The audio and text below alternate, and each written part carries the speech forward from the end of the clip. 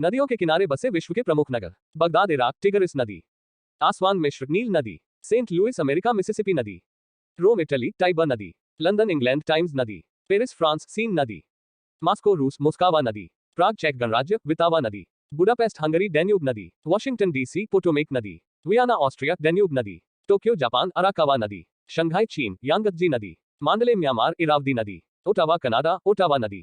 New York Hudson नदी। Merit Spain मेजेनरेस नदी। Lisbon पुर्तगाल टगस नदी। लाहौर पाकिस्तान रावी नदी। बर्लिन जर्मनी स्प्री नदी।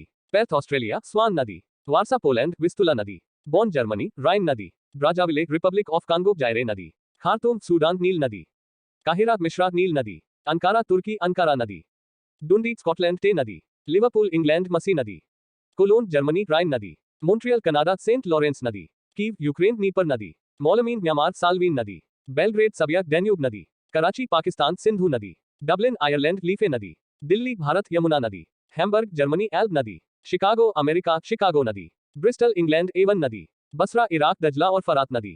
Quebec city Canada Saint Lawrence नदी। सेंट पिट्सबर्ग रूस नेवा नदी। वोल्गोग्राड रूस वोल्गा नदी। सित्वे म्यांमार कलादान नदी।